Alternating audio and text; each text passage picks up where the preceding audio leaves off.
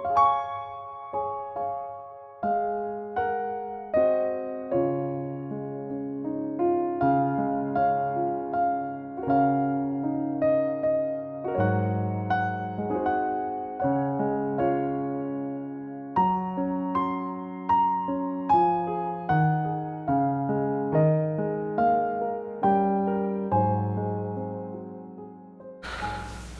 today's title for this sermon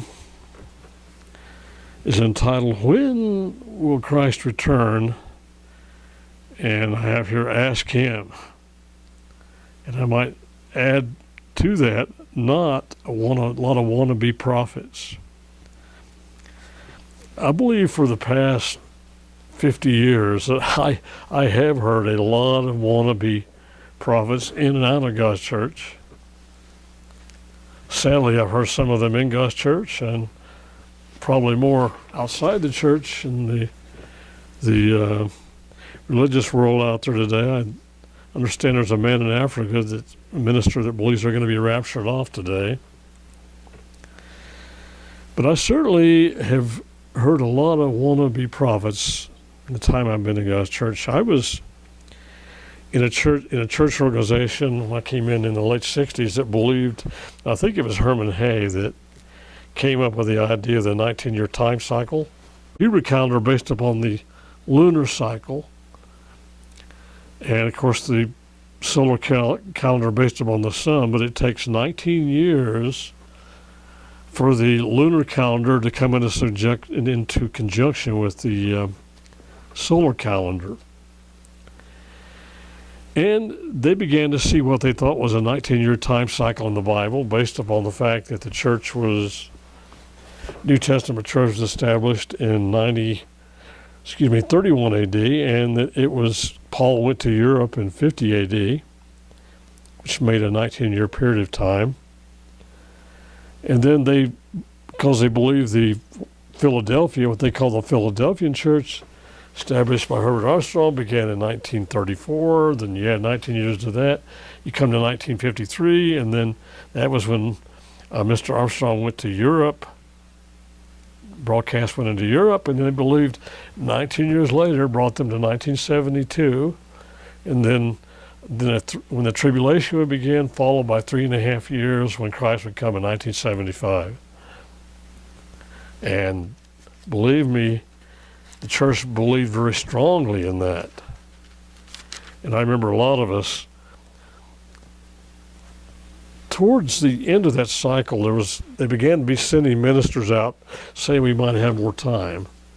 We might have been wrong about that. And most of us, my age and Brenda's age, we actually were hoping there would be more time because we wanted time to be able to get married and have a family and have normal life. And wow, that's a long time ago. Jet and I met in 1971, and we're married in 71, and our children now are our daughter's in her 50s. But some churches, which the church originally believed in a place of safety over in Petra,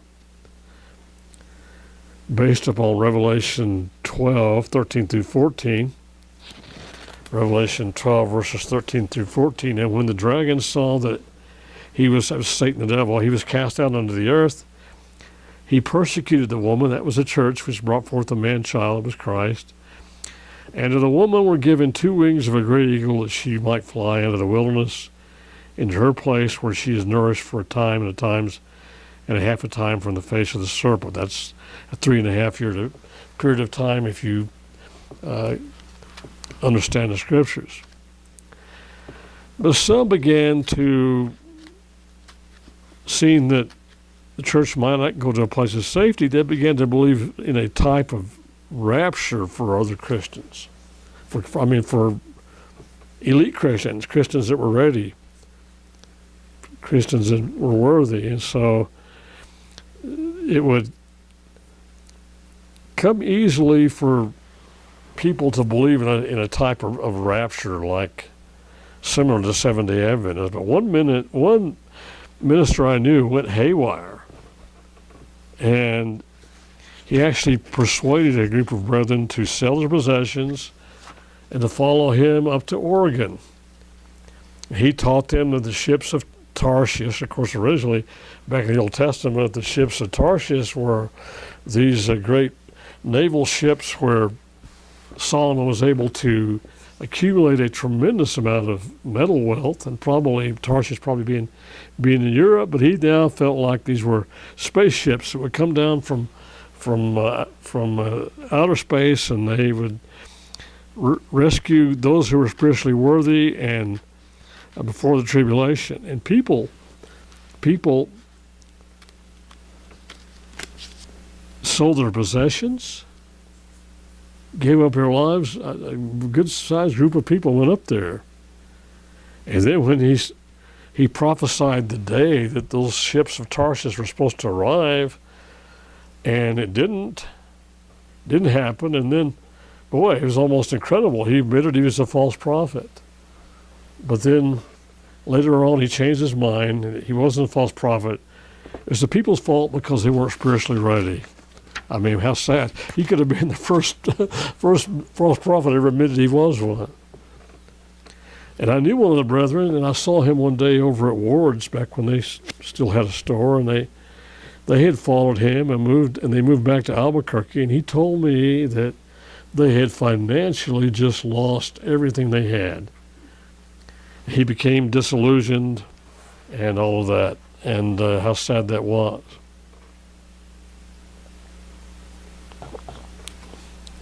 And I knew a minister in Oklahoma that began believing he was something special, and he began preaching the tribulation, had already begun back in the 1990s. And he had a big list he sent out to the brethren of all these canned goods and dry goods they're supposed to save up, and to get a fishing line and some hooks. I don't know. Being a fisherman, I know places can get fished out pretty heavily, pretty fast.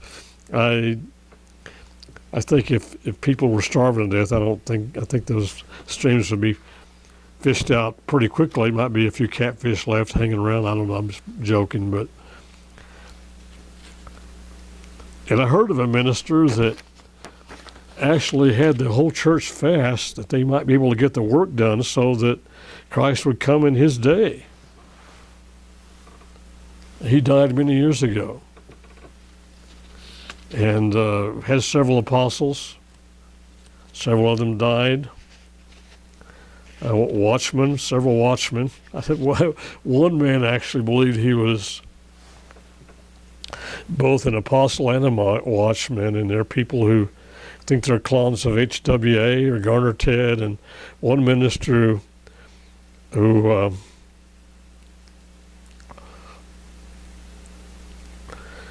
now I'll barely stand to listen to him, but occasionally I'll listen to he has predicted, I guess they believe in some type of pre-rapture, and how that Christ is going to come early and take them to a place of safety or something like that. I'm not sure what he believes, but I mean, I've heard him predict Christ. He's predicted Christ's return about as often as I change socks. I mean, it is unbelievable, but the people just sit there, every prophecy, and they just stay with it. But yet we read in Deuteronomy 18, verses 18, where there's actually a messianic prophecy from God telling Moses that I will raise him up a prophet from among their brethren like unto you, and will put my words in his mouth, and he shall speak unto them, and all I shall command him. Of course, we know Joshua answered to that, but also it was a messianic prophecy of Christ. And it shall come to pass that whosoever will not hearken unto my words, which he shall speak in my name, I'll require it of him. But the prophet which shall presume to speak a word in my name, which I have not commanded him to speak, or that shall speak in the name of other gods, even that prophet shall die. And if you say in your heart, how shall we know the word which the Lord has not spoken? When a prophet speaks in the name of the Lord, if the thing follow not, nor come to pass, that is a thing which the Lord has not spoken, but the prophet has spoken it presumptuously. You shall not be afraid of him, or, respect him as a prophet. But yet, seemingly, for some reason, people in the church can hear men give false prophecies and still follow them. Last 10 or 15 years, wannabe prophets have been espousing prophecies in relationship to the 7-year Shemitah, or the land rest, saying that God is using the 7-year Shemitah or land rest as a sign of God's judgment on our nation. And of course, the main proponent of this has written several books, and some ministers in the church have been attracted to that. But it's interesting because he's always talking about events after they happen. Going back and say, well, this happened on the Shemitah year, which is significant. And then saying, well, this next Shemitah that comes up, something could happen, it may happen, it may not happen. That really does not answer to a prophet. And such things as blood moons, solar eclipses, supermoons, predictors of the last days, as these being heavenly signs, the blood moons, the supermoons, the solar eclipses, the tretads, they're all predictable. They're all scientific. NASA can predict all of those occurrences. I mean, that's part of astronomy. Well aware of their timetables, and to say that they are related to heavenly signs that the Bible tells us happen after the tribulation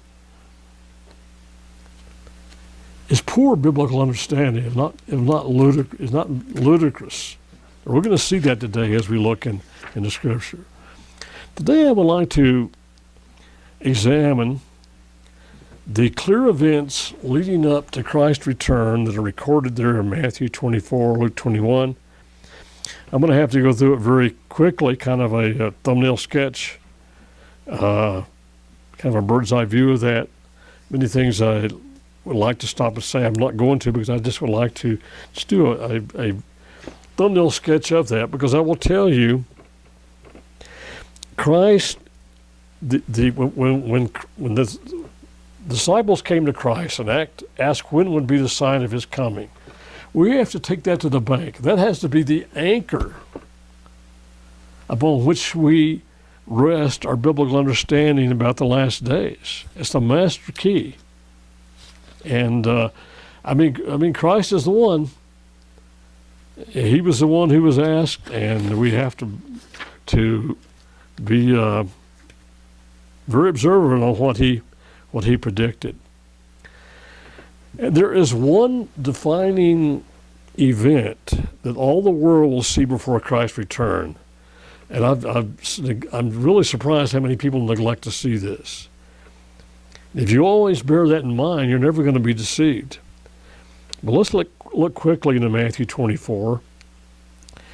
And remember that Matthew 24 and Luke 21, all of that prophecy, all has to be correlated with the 7 seals of Revelation. And if you understand that, you're going to go a long way in understanding prophecy. One little book I would recommend that you get, I'm sure that some of the churches still print it, is called The Key to the Book of Revelation, and written way back in the 50s by Herbert Armstrong. Neat little book, and I would just encourage all of you to get a copy of that. You probably can download one. So let's begin in Matthew 24 and verse 1. Matthew 24 and verse 1.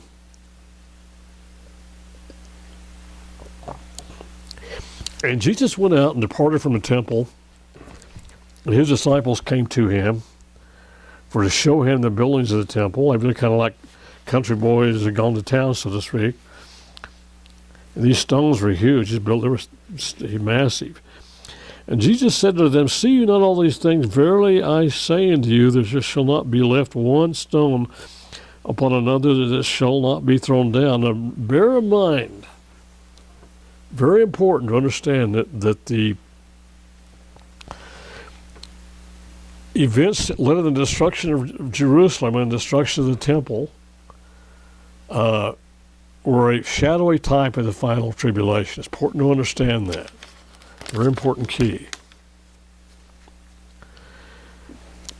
And as he sat up on the Mount of Olives, Matthew 24, verse 3, the disciples came unto him privately, saying, "Tell us, when shall these things be?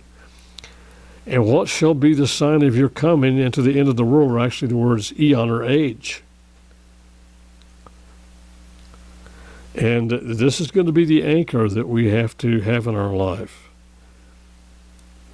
We need to use common sense and keep our heads screwed on right and not let ourselves be blown about by every wind of doctrine. And Jesus answered and said, "Take heed that no man deceive you." Boy, that was a mouthful based on what we see. And he's going to tell how that not to be deceived. And the first, what he mentions first here is going to be related to the first seal. "For many shall come in my name, saying, I am Christ, and shall deceive many." Either preaching a false teaching that they were Christ, or a false Christianity, a false Christ, a Christ that simply believed in grace and didn't believe in the law of God.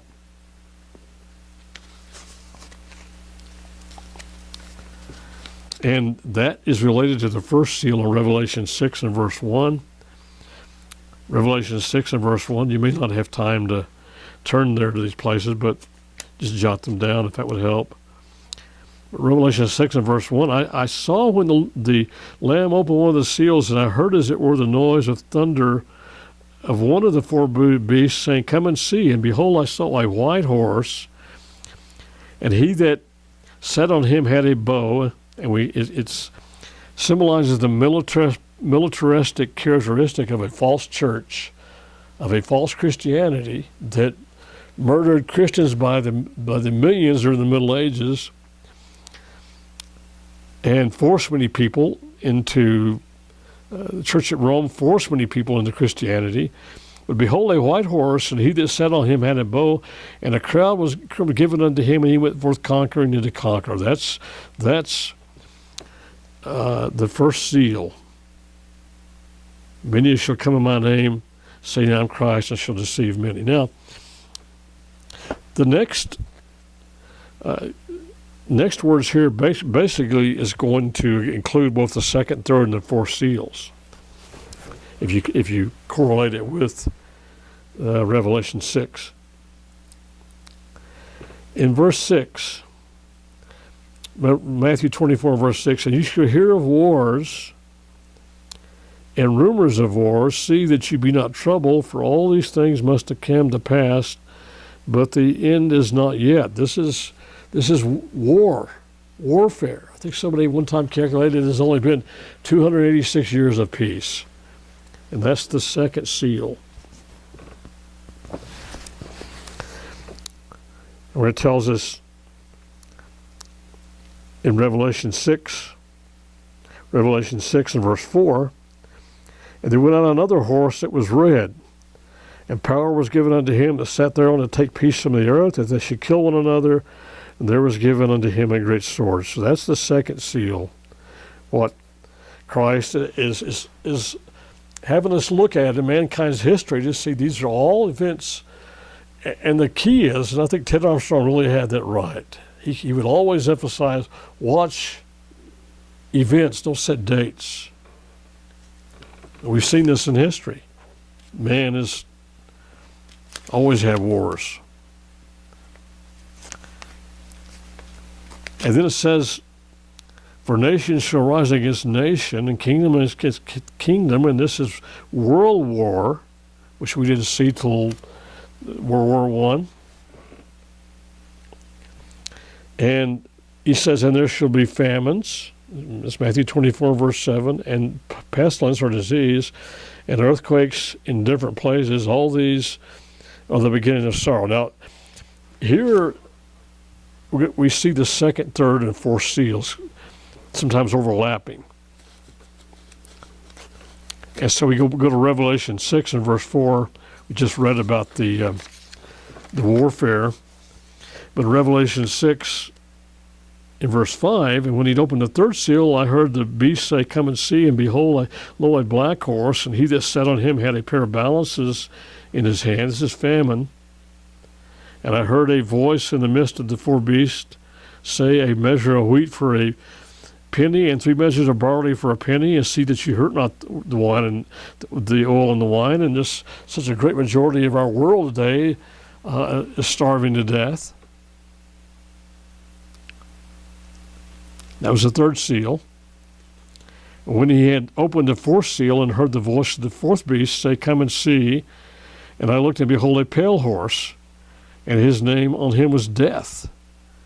And hell followed her, the grave followed with him, and power was given unto him over the fourth part of the earth to kill with the sword, and with hunger, and with death, and with the beasts of the earth. Now Christ, of course, mentions here, as I've said,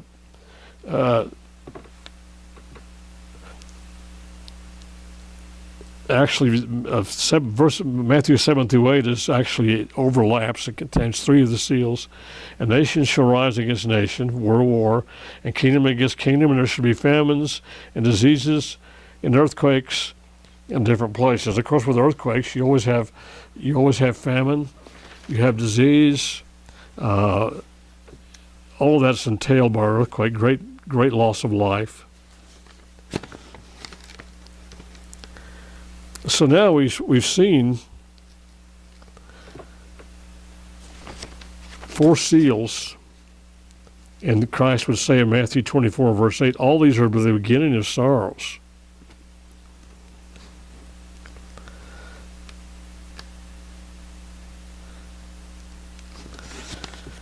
And now we come to Matthew 24, 9 through 14, because now is going to be the 5th seal, the tribulation. Boy, this is so important to understand, because the heavenly signs occur after the tribulation at the day of the Lord. I mean, this needs to be hammered home. I tell you what, I've just sat and I have listened to some of this foolishness that some of our people are buying up into. It's unbelievable. These heavenly signs occur after the tribulation. They're not predictable things such as blood moons and people that and normal astronomy that can be predicted. And it tells us in Matthew 24, in verse 9, then they shall deliver you up to be afflicted, and shall kill you, and you shall be hated of all nations for my name's sake. And then shall many be offended, and shall betray one another, and shall hate one another.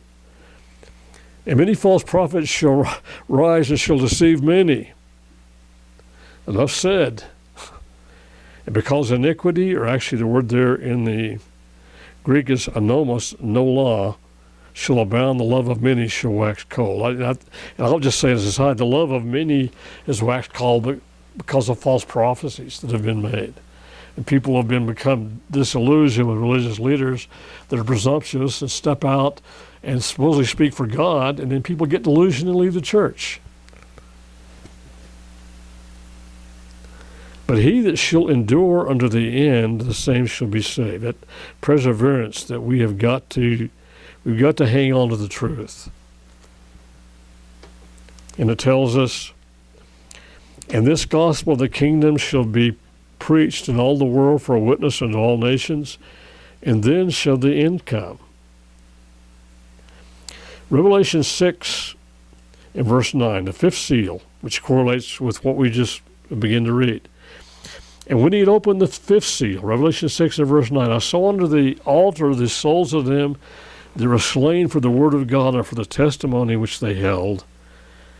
And they cry with a loud voice, saying, How long, O Lord, holy and true, do you not judge and avenge our blood? This is speaking figuratively on them that dwell on the earth. And white robes were given unto every one of them, and it said to them that they should rest, not go to heaven. Bible speaks about rest. It's talking about being in the grave, resting in the grave. They should rest for a while, for a little season, to their fellow servants also, and their brethren should be killed as they were, should be fulfilled. And now we come to the key pivotal event. That is the abomination of Daniel the prophet, spoken of in Daniel 2. When you therefore shall see the abomination of desolation spoken of by Daniel the prophet, stand in the holy place, whoso readeth, let him understand. Then let them which be in Judea flee into the mountains. Let him which is on the housetop not come down to take anything out of his house. Of course, remember that a lot of the events that transpired during the destruction of Jerusalem and the destruction of the temple is a shadowy type of what will happen in the end days. Oftentimes, as I've said, it's like these huge mountain ranges that can be apart for 100 miles, and someone looking way in the in the distance thinks it's one mountain range. Many of the prophets, as they looked ahead into the future, they merged these two events, and oftentimes some of the events overlapped. Sometimes people can get confused by that. And woe unto them that are with child and that give suck in those days, but pray you that your flight be not in the winter, neither on the Sabbath day. And I understand research tells us that the church that fled during the first destruction of Jerusalem, it was not on the Sabbath. The ones that apparently there was a voice in the temple telling them it was time to flee. Titus had come, surrounded Jerusalem, and he left, then came back. And during that interim, they were told to get out of Jerusalem. They fled to Pella, to the east. And it tells us, for then shall be great tribulation, such as was not since the beginning of the world, and to this time no more ever shall be. That's for our time. The tribulation that took place at the first destruction of Jerusalem is going to be mild compared to what happens now. And then if any man shall say unto you, Lo, here is Christ, or there, believe it not. For there shall arise false Christ and false prophets, and shall show great signs and wonders, insomuch that if it were possible, they shall deceive the very elect. Behold, I have told you before, wherefore, if they say unto you, Behold, he is in the desert, and not forth, Behold, he is in the secret chambers, believe it not. For as lightning comes out of the east and shines even unto the west, so shall also the coming of the Son of Man be. And he says, For as the lightning comes out of the east and shines even unto the west, so shall also the coming of the Son of Man be. In verse 28, For whithersoever the carcass is, there will the eagles, actually should be translated vultures, be gathered together. That's a reference to the nations that will be gathered together to war at Christ at the Battle of Armageddon. We're going to be there with Christ to war against those rebellious nations. Revelation 19, verses 17 through 18 references that. Revelation 19 and 17 and verse 18, which tells us this is where the vultures will be, why they will be gathered together. And I saw an angel standing in the sun, and he cried with a loud voice, saying to all the fowls that fly in the midst of heaven, Come and gather yourselves together unto the supper of the great God, that you may eat the flesh of kings, and the flesh of captains, and the flesh of mighty men, and the flesh of horses, and of them that sit on them, and the flesh of all men, both free and bond, both small and great. So that's what Christ was referring to there. But now we come to the sixth seal. And that's important, because this is when the heavenly signs are going to occur. Not now. Not somebody saying that these blood moons are signs of Christ's return. That is not what happens. Immediately after the tribulation of those days. Now, draw a distinction. There's a difference between the tribulation, which is Satan's wrath, and the day of the Lord, which God's wrath upon this earth. Immediately after the tribulation of those days shall the sun be darkened, and the moon shall not give her light, and the stars shall fall from heaven, and the powers of the heavens shall be shaken. And then shall appear the sign of the Son of Man in heaven. And then shall all the tribes of the earth mourn, and they shall see the Son of Man coming in the clouds of the heaven with power and great glory. We had a wannabe prophet years ago in our church, came in and was preaching that this was Satan the devil. This false sign was Satan the devil. No, it wasn't. This is Jesus Christ. This is his day, the day of the Lord. And he shall send his angels with a great sound of a trumpet. And they shall gather his elect from the four winds, from one end of the heaven to the other. That's the day we're celebrating now. And notice in Revelation 6, beginning with verse 12. And I beheld when he had opened the sixth seal, Revelation 6 and verse 12. And lo, there was a great earthquake, and the sun became black as the sackcloth of hair, and the moon became as blood, and the stars of heaven fell unto the earth, even as a fig tree cast her untimely figs when she is shaken of a mighty wind. And as the heaven departed as a scroll when it is rolled together, and every mountain and island were moved out of their place, obviously a great earthquake. And the kings of the earth, and the great men, and the rich men, and the chief captains, and the mighty men, and every bondman, and every free man, hid themselves in the dens, and in the rocks of the mountains, and said to the mountains and rocks, fall on us, and hide us from the face of him that sits on the throne, and from the wrath of the Lamb. For the great day of his wrath, this is the day of the Lord, spoken of by Joel. This is Jesus Christ's wrath, not Satan's. And who is able to stand? And this is, again, is a key. The heavenly signs begin after the tribulation, at the beginning of the day of the Lord. Not now. Not before. A blood moon predicted by NASA is not a heavenly sign. Let's have some common sense. So in Matthew 24:32 through 33, let's go through this quickly. Christ is clearly describing, saying to watch events, not dates. Verse 32, now learn a parable of the fig tree. When its branch is yet tender and puts forth leaves, you know that summer is nigh. So likewise, when you see all these things, know that it is near, even at the doors. And verily I say unto you, this generation shall not pass to all these things be fulfilled. People get confused about that. Christ is saying that the events, the generation living in the end times, the time of the tribulation, and the day of the Lord is going to occur within one generation, their generation. Heaven and earth shall pass away, but my words shall not pass away. I mean, Christ's clear words here are not going to change. And I think it, just a sidelight you ought to think about is there isn't one word spoken about modern day Israel, the United States, and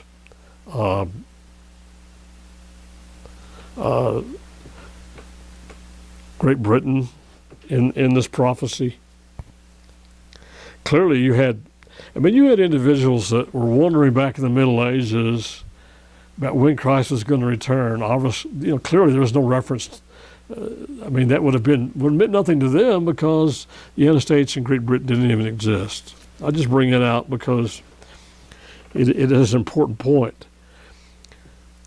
And it says, but of that day and hour knows no man, no, not the angels of heaven, but my Father only. Something interesting about that, of course, most individuals who try to predict Christ's return will say, well, no, we don't know the hour of the day, but we know the year, or the close time. I say this, and I'm not necessarily claiming that's the correct interpretation, but it's interesting because the day, Greek word there for day, hermera, actually can figuratively mean a period of time. Of course, Christ is describing here many events that would take place in this period. That's not something I'm really going to try to preach a new doctrine on, but I think it's pretty clear that man doesn't know when Christ is going to return. All you can do is look at the events. But as the days of Noah, so also shall the coming of the Son of Man be. For as in the days that were before the flood, they were eating and drinking, marrying and giving in marriage until the day Noah entered into the ark, and knew not until the flood came and took them all away. So shall also the coming of the Son of Man be. Then two shall be in the field, one shall be taken and the other left. Two women shall be grinding the meal, one shall be taken, the other left. Watch you therefore, for you know not what hour your Lord does come. But know this, that if the good man of the house had known what watch the thief would come, he would have watched and would not have suffered his house to be broken up. And back in those days, they built houses basically out of mud or adobe, and they're pretty easy to break into. Therefore be you ready, for such an hour as you think not the Son of Man comes. Of course, a reality and aside, most people that have been in God's church, they have died. And as soon as they die, it's just an instant minute until their Christ returns. So I think obviously it applies to all of us in death, because we may not live to Christ's return. Our life will come as our death can come as a thief in the night, and then our life be taken away, and we were not ready for Christ's return. Therefore be you also ready, for in such an hour as you think not, the Son of Man comes. Who then is a faithful and wise servant, whom his Lord has made ruler over his household, to give them meat in due season? Blessed is a servant whom his Lord, when he comes, shall find so doing. Of course, we need to be having meat in due season today on the Feast of Trumpets. That's why we're studying this. Verily I say unto you that he shall make him ruler over all his goods. But and if that evil servant shall say in his heart, my Lord delays his coming, and shall begin to smite his fellow servants, and to eat and drink with the drunken, the Lord of that servant shall come in a day when he looks not for him, in an hour that he is not aware of, and shall cut him asunder, and appoint him his portion with the hypocrites, and there shall be weeping and gnashing of teeth. So Christ is telling us to watch events. He tells us we don't know when he's going to return, and we need to be aware that when we die, for all practical purposes, we're going to die.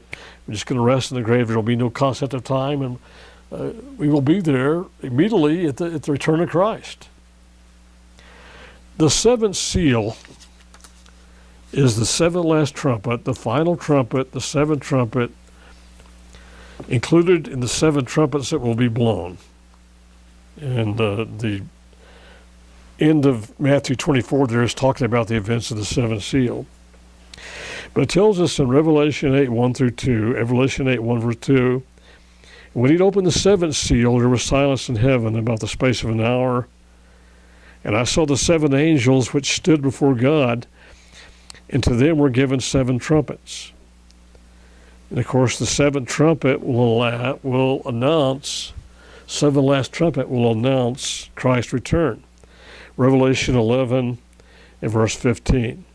Revelation 11 and verse 15. And the seventh angel sounded, and with their great voices in heaven, saying, the kingdoms of this world are become the kingdoms of our Lord and of his Christ, and he shall reign forever and ever. And that points to our final hope, that hopefully we read this scripture every Feast of Trumpets, announcing Christ's return, the seventh last trumpet, seventh seal, which included the seven trumpets, but culminates with the seventh last trumpet. 1 Corinthians 15, 49 through 58, finally. And as we have borne the image of the earthly, we shall also bear the image of the heavenly. Verse 50, and now this I say, brethren, that flesh and blood cannot inherit the kingdom of God, neither does corruption inherit incorruption. Behold, I show you a mystery. We shall not all sleep, but we shall be changed in a moment, in the twinkling of an eye, at the last trump. That's the seventh trump of the seventh seal. For the trumpet shall sound, and the dead shall be raised incorruptible, and we shall be changed. For this corruption must put on incorruption. For the corruptible must put on incorruption, and this mortal must put on immortality. So when this corruptible shall have put on incorruption, and this mortal shall have put on immortality, then shall be brought to pass the saying that is written, death is swallowed up in victory. And O death, where is your sting? And O grave, where is your victory? And the sting of sin is, death is sin, and the strength of sin is the law. But thanks be to God, which gives us the victory through our Lord Jesus Christ. Therefore, my beloved brethren, be you steadfast, unmovable, steadfast in the truth you've been taught, not being moved away by every wind of doctrine, always abounding in the work of the Lord, forasmuch as you know that your labor is not in vain in the Lord. And the last trump, our resurrection, is the hope that we all have, that is what we remember when we meet today on the Feast of Trumpets. And you know how wonderful that is to know that Paul encourages us to be steadfast and unmovable, always abounding in the work of the Lord. And that may be simply the time you spend on your time praying for the work. And just now we'll conclude with the title of it. I just want to conclude with the title of this sermon. When will Christ return? Well, ask him. I mean, he is the one who has the key, and if we follow him, there's no way we can ever be deceived.